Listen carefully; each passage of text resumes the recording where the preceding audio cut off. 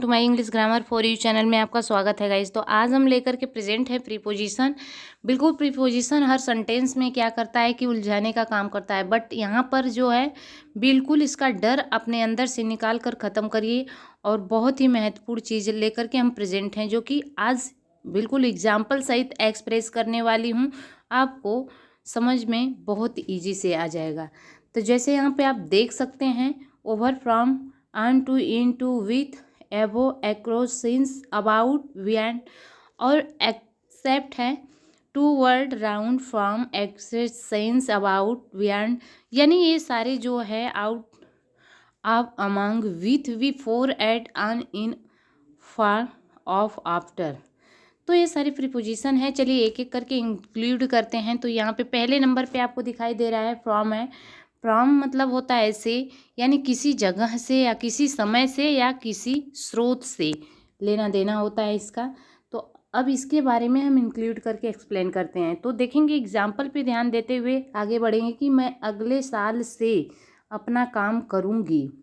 ठीक है, मैं अगले साल से अपना काम करूँगी गाइज। तो यहाँ पे होगा कि आई विल स्टार्ट, फ्यूचर है तो I will start my work from the next years. Next है मैंने ये ज़रूरी जानकारी यूट्यूब से ली।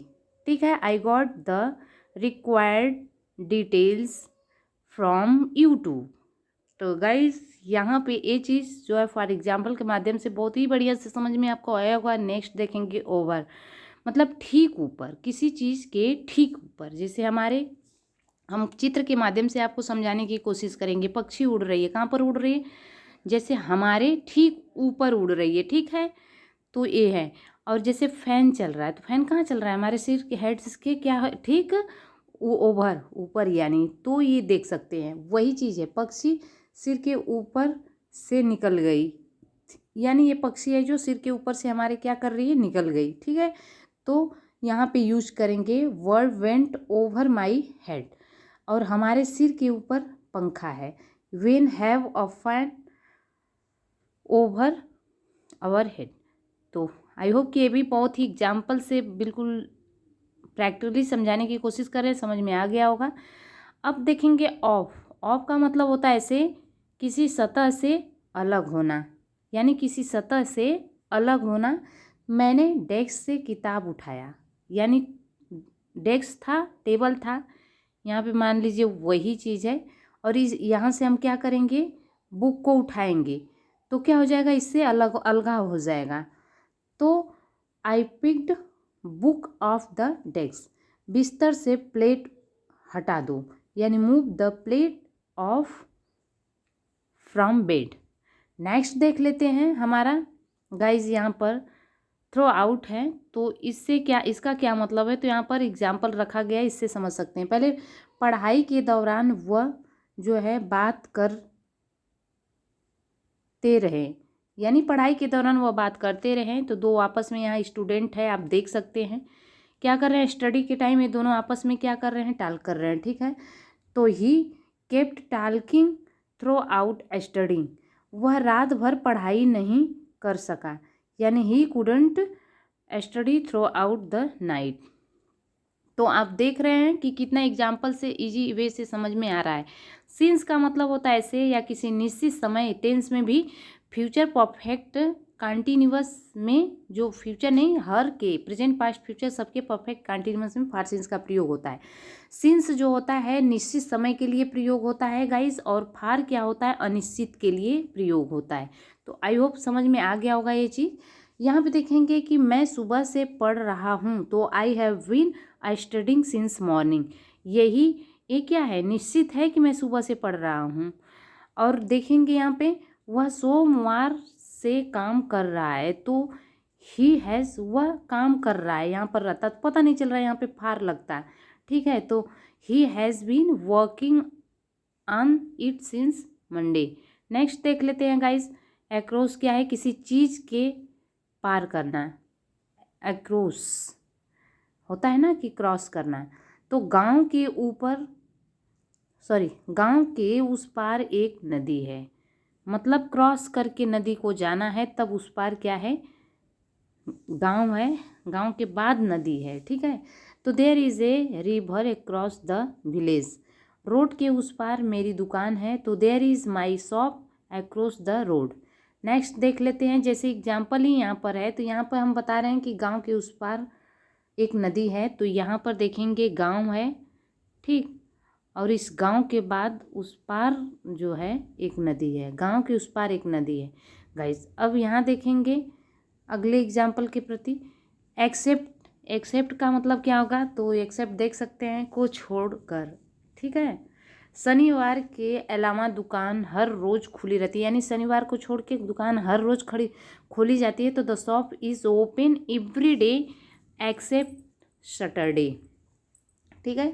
नेक्स्ट देखते हैं, रिया के अलावा हर कोई बाहर जा रहा है। तो everyone is going outside, everyone is going outside except Riya. तो आई होप कि आपको समझ में अच्छे से आ रहा होगा एग्जाम्पल से। अब नेक्स्ट वर्ड्स की मतलब होता है किसी की तरफ या और, वह हमारी तरफ आ रहा था। तो यहाँ पर he was coming toward us. Next है, वे लोग बाजार की तरफ जा रहे हैं। तो they are going toward market, ठीक है, किसी तरफ, बाजार की तरफ या हमारे तरफ आ रहे हैं, तो समझ गए होंगे। राउंड मतलब चारों तरफ, चारों ओर। पृथ्वी सूर्य के चारों ओर घूमती है, तो हो जाएगा the earth move round the sun. तो यहाँ पे राउंड लग गया।